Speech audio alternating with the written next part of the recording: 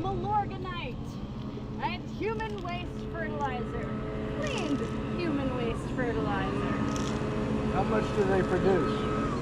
Like That's average? a great statistic that I don't have. Let's see if it's in the handy dandy headworks. And I will explain once we were there what the structure is, what it does, and why it's so important.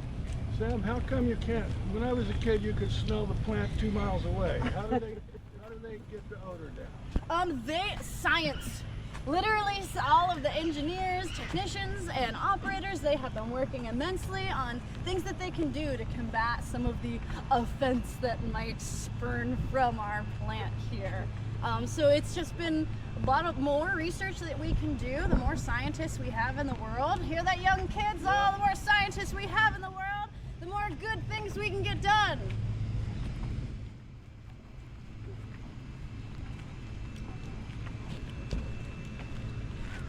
Is this from the toilets also? The stuff is flushed in toilets over here? Yep.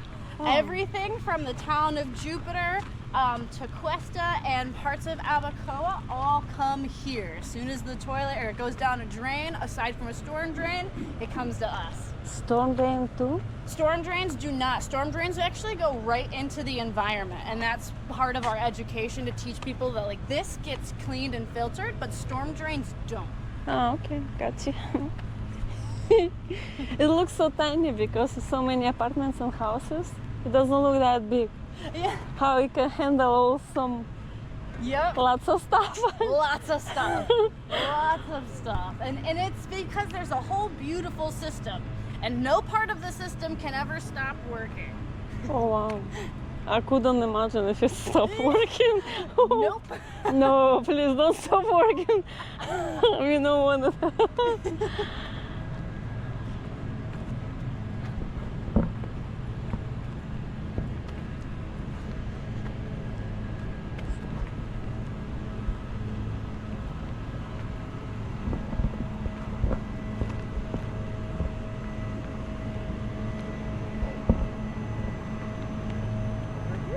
Ha ha ha. Yeah, you can tell. Yes,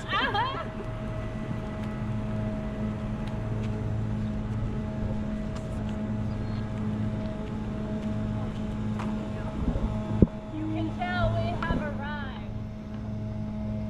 Smell like a paycheck yet? So before we go on to our headwork structure, I want to point out some of the things that you'll probably see throughout our communities. Again, we service the entire town of Jupiter, to Cuesta, and I believe the majority, if not all, of Abacoa. And we are looking to expand potentially like future ideas are in Jupiter farms, other neighboring communities.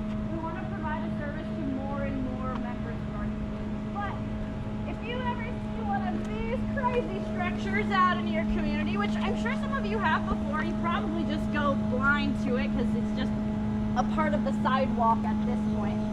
But this is what we call a lift station. And this is actually how our operators that drive the vehicles called backhaul trucks that are big trucks. That's how they will remove all of that wastewater from the different communities via all of these different lift stations. Now, the reason it's good for you guys to know what they are is because typically this one's on property, so it doesn't have a logo. This is our circular sticker with the osprey. That's the River District logo. They will always in the community have a logo on them, so you know they're ours. You see that light at the very, very tippy top? Anytime there's a mechanical failure, some kind of jam, breakdown, clog, whenever the system is not operating properly, that light starts going off. Now, there's a ton of them throughout the community, and you'll always notice, not on this one because again it's here on property, but all the logoed ones, they're going to have a phone number that says if you see light flashing, please call X number. That's us. That tells us, hey, this lift station is out of commission right now, there's something going wrong with it, somebody needs to fix it before that becomes a bigger problem. So we do rely on our community members to help us. Obviously they're always regularly inspected and checked, but things happen outside of inspection day all the time. And anytime you guys happen to notice that, we always really appreciate it. Yeah. They put a sewer system into my neighborhood. For For all of wastewater that comes into the plant. Now, the first thing we want to do is we want to get all of the non-liquids, non-biologicals out of the water, right? So that would be anything that gets flushed down the toilet. Hopefully it's toilet paper. As we're about to look and see, you recognize that it won't all be toilet paper. We have gotten some pretty crazy things come down the drain. Yes, your goldfish come here. I hate to tell that to you. We have seen plenty of sad fish on the bar screens. We also find lots of feminine products, lots of candy wrappers, believe it or not. I don't know who's at home flushing candy wrappers down the toilet, but like it's like a thing here because we find way too many of them. I think the weirdest thing they told me that they found in here was a golf club. No clue. No clue. I've known this fact for years. I'm still at a loss for words. No clue. How did it go in all those pipes? No idea. No idea. But, so essentially, all of the water is getting pushed over two large rotating bar screens. They're screens that are on their own conveyor, and they are just collecting all of this non-biological particulate. They're then pushing it out. It's getting rinsed off of those grates, gets squeezed so all the water's out. We like to de-water things here. And then it goes into this fancy dandy dumpster. I am going to open this door. I encourage you brave souls to step on up and peek into the dumpster and see what you might find. It's always interesting.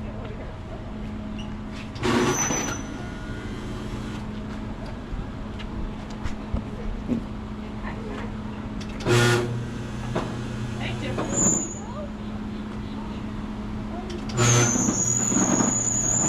Next time, sir.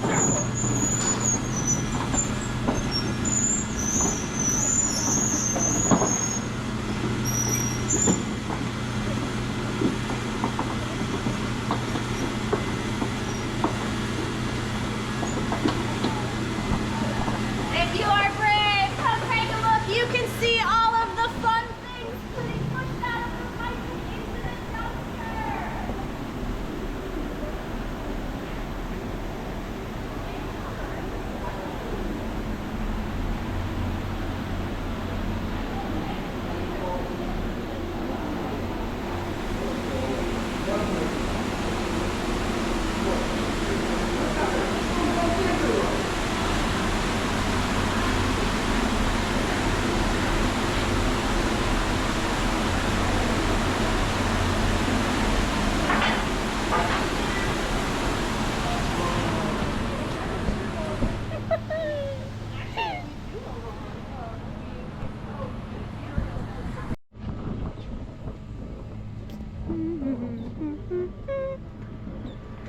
How did they found the ring? It's so tiny.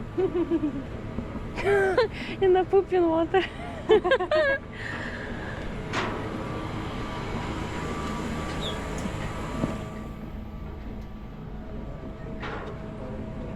Me too.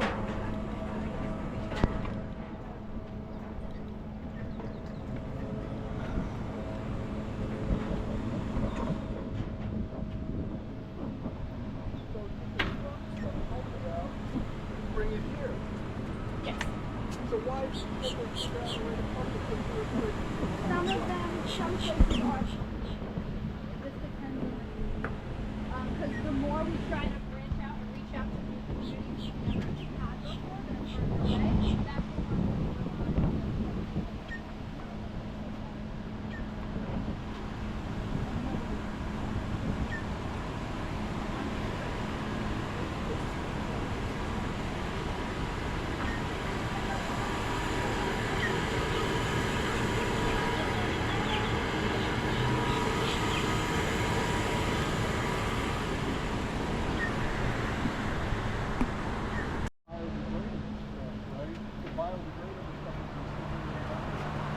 All of our like any organic matters, it stays in the water.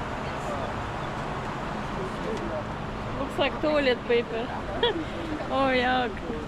Right. That makes sense. Or dad on a diet, you never know.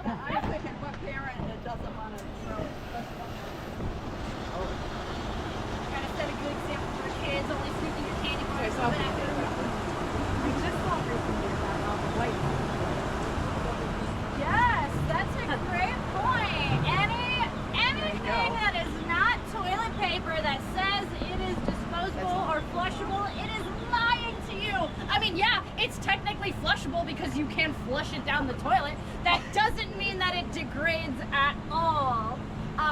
Flushable wipes are actually one of the #1 causes of clogs in a lot of sewer systems around the country, not just down here. I've seen some pictures of like really large pipes in New York City, because they got a lot of people. And I mean, this thing was stuffed to the max, completely clogged just with flushable wipes. Like, so it is very important to always do your real homework and know what is truly safe to go down the toilet. We're here to tell you if it's not biological waste or toilet paper, don't flush it.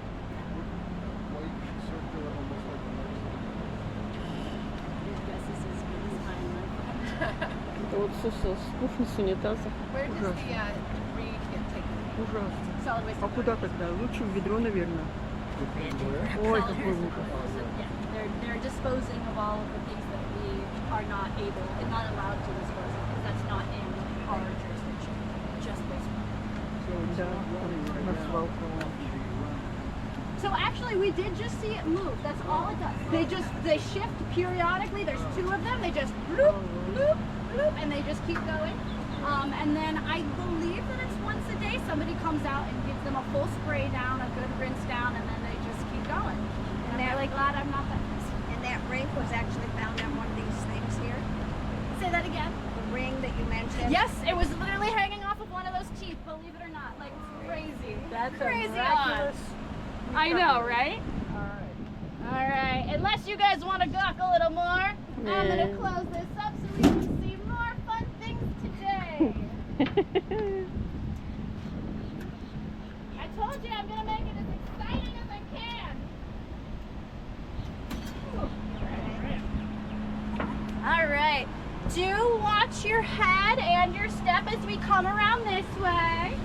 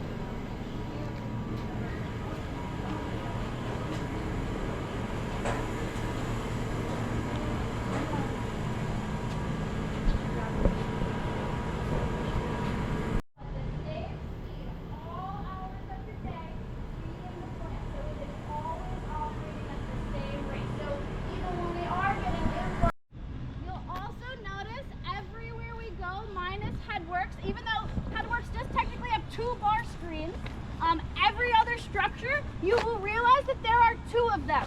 That's because there's always a backup. This plant can never stop functioning. So we always have to have a backup ready to go at a moment's notice to go online and switch over if something breaks or malfunctions in another system. We cannot stress enough how much that this really is always a flowing system. It can't ever stop, or else lots of things go wrong. Yes? So you talk about the backup for generators for hurricanes that can't stop.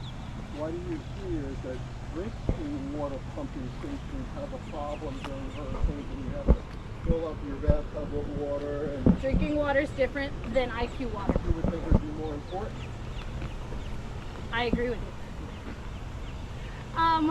And again, I think it also comes down to the fact that you legally can't get approval to do something like this if you don't have a backup plan, because you cannot have poop going into the streets. You just cannot have that. Right, right.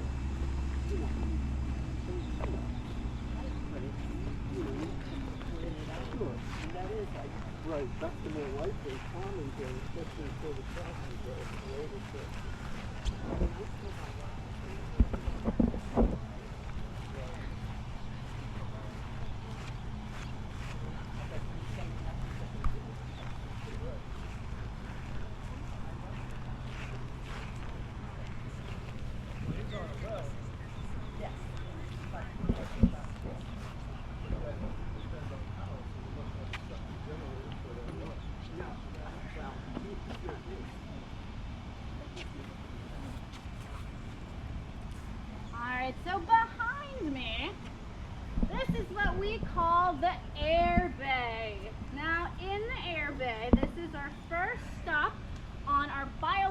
chemical filtration process. So in here are 10 quadrillion microbes. I'm going to say that again. 10 quadrillion microbes living inside here feeding on ammonia. They are eating up your waste. So this is really where a lot of this bacteria and our grossness is gonna get broken down. It's gonna get eaten up and it's gonna get eradicated. There's still other processes to go through to ensure that it is clean, but these microbes, they're the real hard workers here on this plant. And this is called the air bay because microbes still need oxygen. And when you have 10 quadrillion in one giant pool, that's a lot of oxygen because they're eating a lot at the same time. They're reproducing even more. So as we go up there, you're gonna get a chance to see what the air bay looks like. It'll be bubbling up with oxygen. It's not like sulfur crazy things coming out, it's just oxygen. But you will also get to see the pools of all of our 10 quadrillion microbes. Now, obviously, I ask that we don't like drop anything in any of the places that we go, but fun fact, even though all of the air is rushing up, if you were to drop anything in the air bay, it's gonna sink immediately to the bottom, never to be seen again. So weird science, can't explain it. How many different species of microbes? This doesn't actually tell me how many, but I know that the operators know. And they walked around, so they're gonna let us finish our tour. They like to wait until the end when we have all of our questions, and then we'll get to ask them all of those fun things. But again, I just ask that you be mindful of your feet, mindful of your head as we come on up.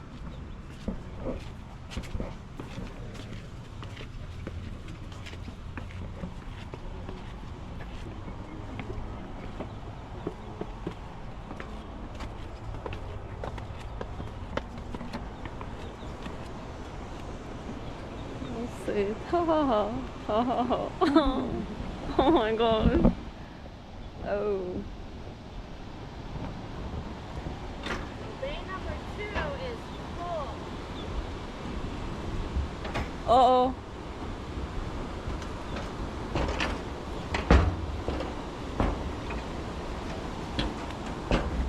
Wow.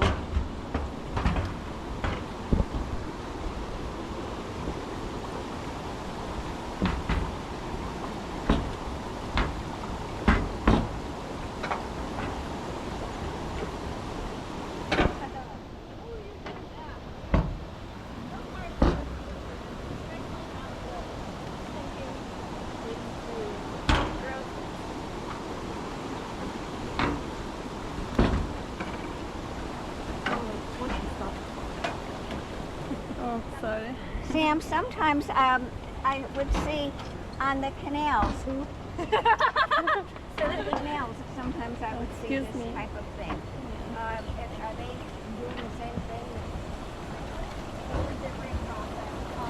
What you're seeing at the top are what are called proteins. Anybody's ever had a fish tank?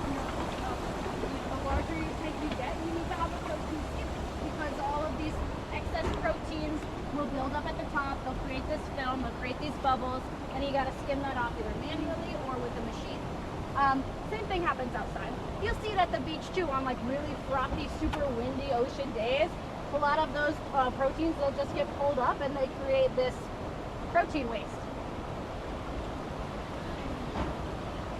Sorry, make sure you guys are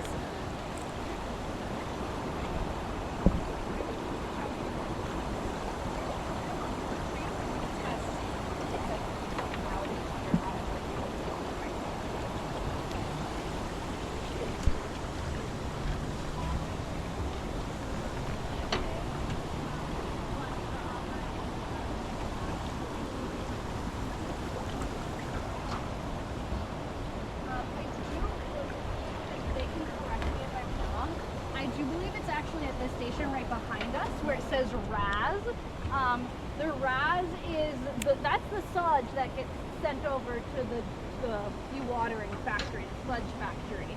And they are checking and sampling this before it is sent over to be turned into the biosolid. So I do believe that this is where they're doing a lot of their final testing to see what's in there. Is it safe? Can it be sent over to become a biosolid? Does it need to get processed again?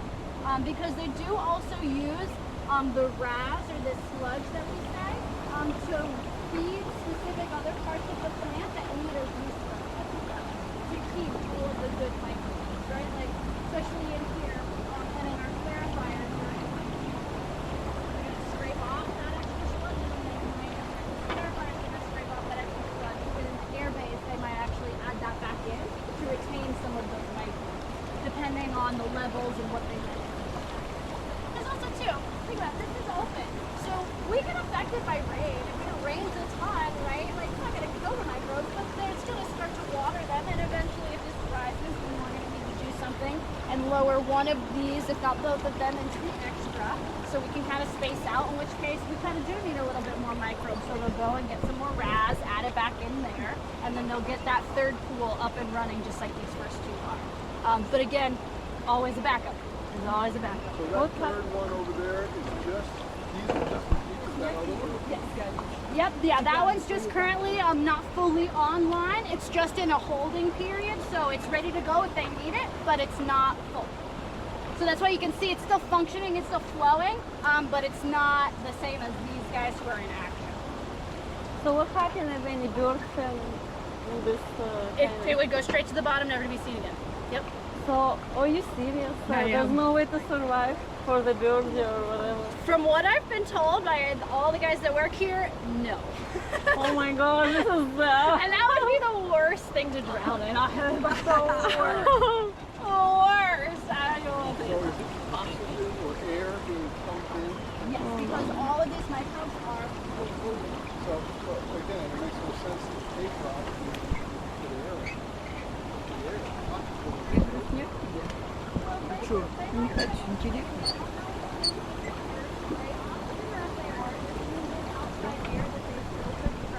Some other pollutants and other gases out of that. Just kind of like what they would do when you're making, you're filling up your dive equipment. Yeah, that's just air. It is, but it's filtered air because you're not allowed to get all the other nitrogen and other things in there. They just want oxygen, so that way you have the most pure blood as you're underwater diving. So I don't know if they just have a filter or if they are using pure oxygen like that. That's another question for these amazing guys that work here at the plant. They can answer. Oh, they can. They like to avoid us until the end. They're not social guys, but they are very intelligent.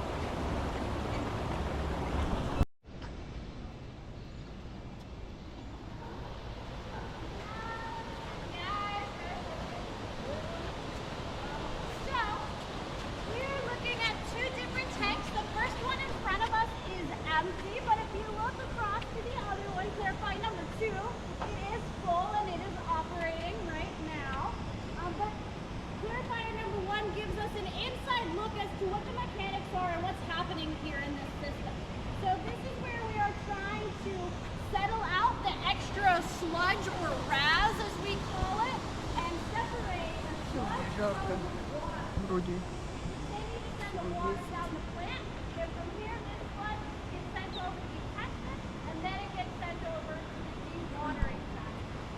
So as you can see the other clarifiers, these pools of water, they have arms that are constantly going around the top, sweeping excess proteins or other things off the sides, off the weirs, back down to the bottom, where all of the biosolids are then slowly accumulated at the bottom as this rotates. It's going to be pushing those down and down. And so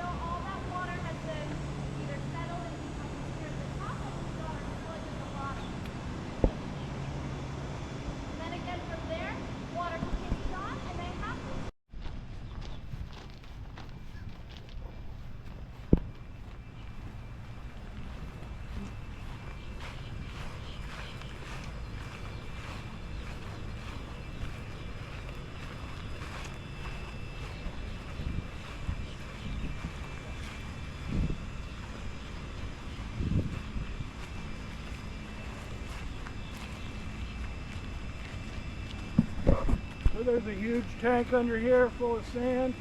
Yes. And these pumps will push them down, pushes the water down into the sand filtration. Do they have to backfeed it every now and then to clean the sand out? I'm sure. I have no idea the cleaning process behind that. But I can almost guarantee you, as somebody who's used like sand filters, God.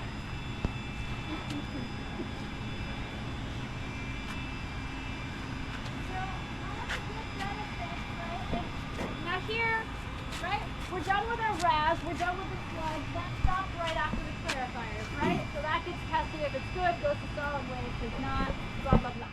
Now here, this is another good final step in our filtration before we go to the chemical cleaning process. This is our last, as we'd say, our mechanical filtration process, where we're using sand and deep sand beds to clean all of this water. Microbes can still and do still get pulled out via the sand filtration, not just through all of the other microbial filtrations as well. So this is really important because this is another good step to make sure that we aren't spreading any pathogens around. And I love it because it's sand. Like, it's nature providing for us what we need to keep ourselves healthy. And I love those facts. But we'll keep moving because there's not a lot to see here.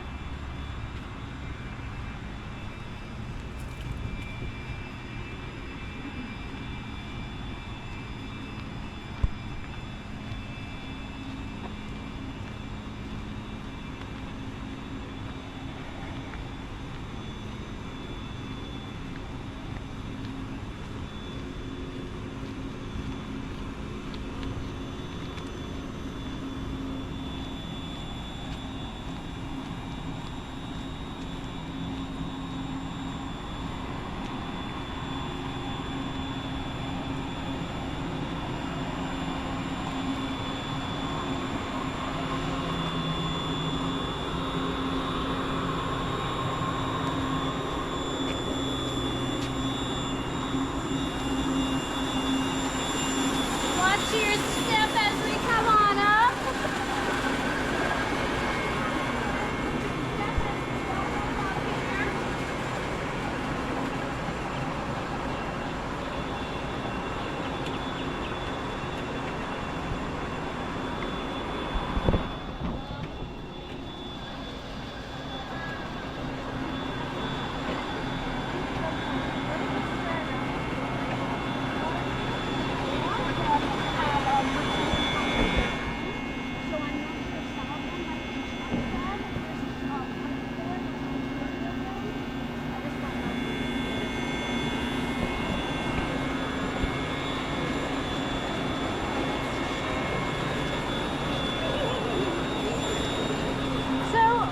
Welcome to the chlorine contact chamber. Again, we always have a backup. One is in use, one is not. The one on the left is currently in use. That is the water being treated right now. This big building right over here, this is the chlorine contact building. So this is where the water is being exposed to chlorine gas. It's not liquid that's going in the water. It is a gaseous process to help sanitize this water. So it's interesting to think about.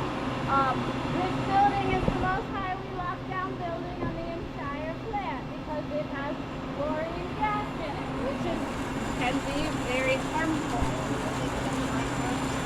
Yes, so this is going to be that final stage in killing anything that's left from our microbial filtration, our mechanical sand filtration. The chemical filtration is the final step to make sure that there is nothing bad left in this water. And again, this water is tested before it leaves the chlorine contact chamber, and it will go to the detention pond.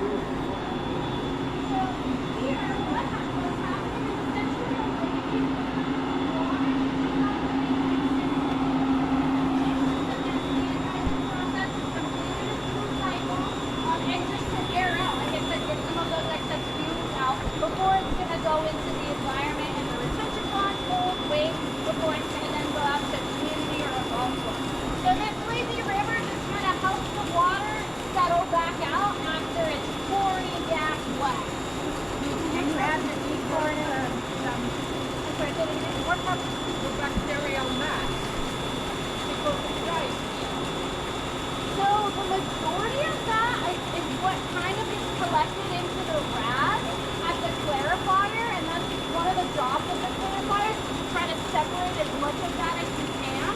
And then obviously the sand filtration, I'm not really sure. I believe that a lot of that gets stuck up in the sand beds that they are then replacing. And then as far as the chlorine contact chamber, I do know that they rotate these ones regularly to clean out the bottom. And if you look down, I mean, there is some sludge down there. So I do believe that also a part of the lazy river is that the water is moving, but moving slow enough that a lot of that extra solid has been falling to the bottom. So it's not going to be skimmed up off the top when it's sent over to the retention. Sam, Yes. do we need to chemically chlorine it at all, or does it to get rid of enough for Nice blue pipe coming off of that other building. That's our deep injection. So the deep injection well goes 3,300 feet into the ground. So it goes below the boulder zone. So it is